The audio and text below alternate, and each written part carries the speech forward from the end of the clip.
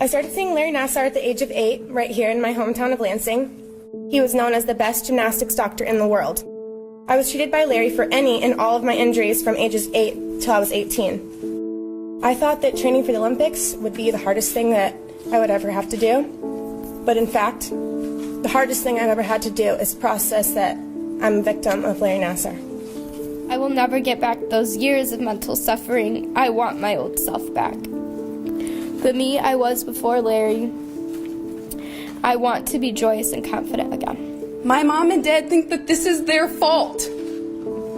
They are suffering so bad, just like I am.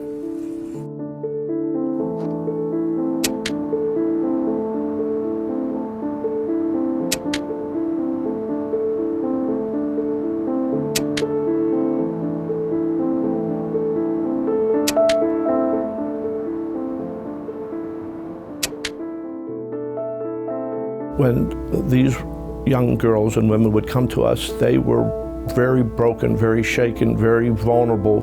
They wanted basically 3 things: transparency, they wanted accountability, and that would bring them justice. Justice in the civil sense. The problem in a case like Nassar's is trying to determine what is mental damage worth.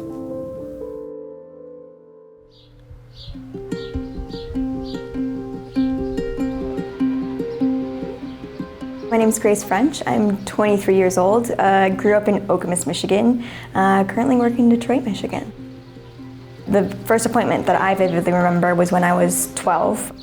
I had played a really rough game of Red Rover on the playground and sprained my wrist, so I went to see the only doctor that we knew for osteopathic medicine and injuries like that. I knew him through dance and through referrals as a dancer, and so went to see him for my wrist injury.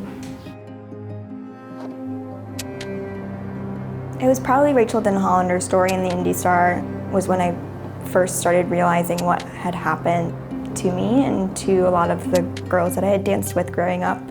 And that's when it really, I started to understand what had happened and how it had affected me. And from there, the pieces really started to fall into place. We represented a third of the initial 333 or 111 survivors. The court appearances for each individual was minimized by the agreement of both sides to enter into a facilitation mediation process with a facilitator. He did want to meet, a sampling. With anything legal, I think you have a lot of interaction with your attorneys, and my attorneys were great, don't get me wrong, but I think it's just like a constant reminder of you still have to go through these things and jump through these hoops in order to have a day where you don't have to think about it, because you'll be having a day where you haven't thought about your abuse, and then you'll get a call from your attorney and you're back in it again. So every survivor is in a process, and everyone came to us at a different point in their process. The scarring will never go away. The range of damage range from hospitalized for long periods of time, some for shorter periods of time, post-traumatic stress disorder that resulted in physical manifestations like losing hair, intestinal issues, sleep loss, nightmares, panic attacks. Based on input from each of the victims, you try and develop a matrix reflective of the harm done the individual versus let's just divide up the money equally and be done with it. Some were violated once, some were violated 600 times. I thought to myself, was the person who was violated 600 times worth 600 times more? I don't think so. I think one time is one time too many.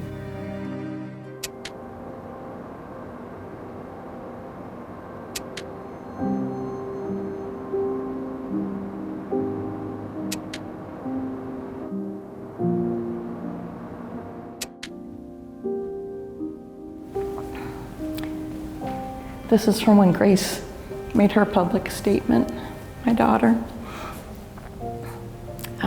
And she says, "It has taken time to find my voice, but I speak now for that little girl who sat terrified in his office, afraid to speak up because maybe it really was treatment. I know I'm stronger than anything he did to me."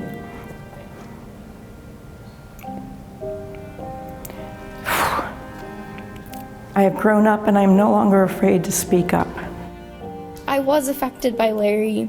He did hurt me, and he hurt hundreds of other young women. All that time you were helping me, you were just manipulating me so that you could take advantage of me. But even though I'm a victim, I do not and will not live my life as one. Over 140 women have bravely come forward, not only for ourselves, but to ensure that you can never hurt another child or destroy another family again.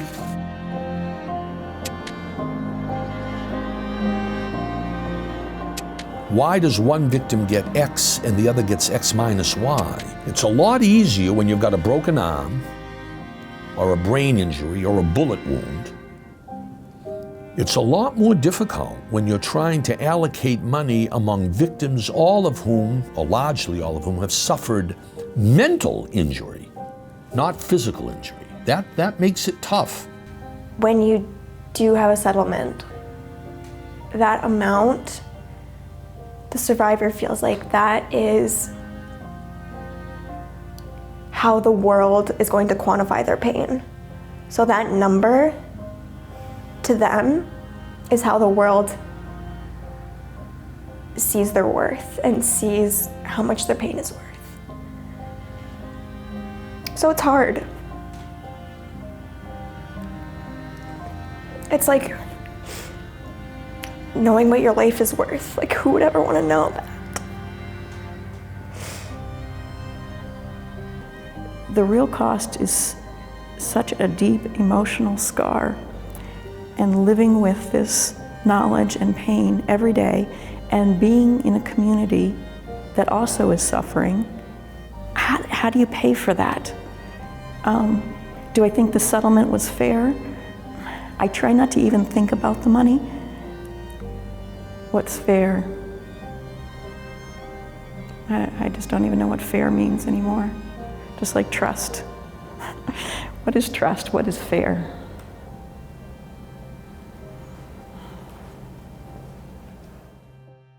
The actual $500 million settlement was broken into two pieces, $425 million to be allocated for the initial 333, and $75 million was held in reserve for any subsequent claims. The symbol associated with the reality of compensation is an acknowledgement, a validation that the innocent victim was in fact innocent, was exposed to this danger, suffered, and the symbolic existential significance is that society acknowledges the wrong that's been done to the victim. Very important, that acknowledgement, that validation. You're telling the truth. You were an innocent victim. The first moment when I was in court was very pivotal because I think it really started to sink in. It was the point where I realized that I could be broken, but I could be fixed. And so it was the point where I realized that my healing journey would start from.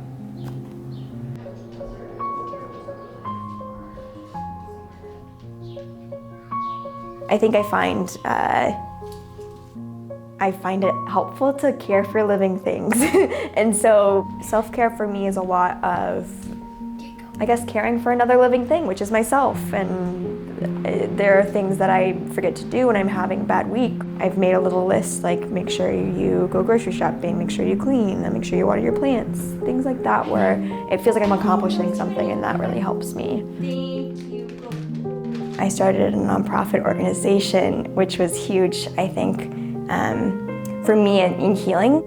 We're really focused on education and resources and really just trying to be a voice for survivors and athletes so that they feel like they have someone fighting for them and that they feel like they have an army standing behind them. Activism and doing these things really helps me heal. It feels like I'm doing something and I'm creating a better world, because I feel like the pain that I have currently and the pain that I went through shouldn't ever have to be experienced by anybody ever. So doing these things, I'm hoping that I create a better world.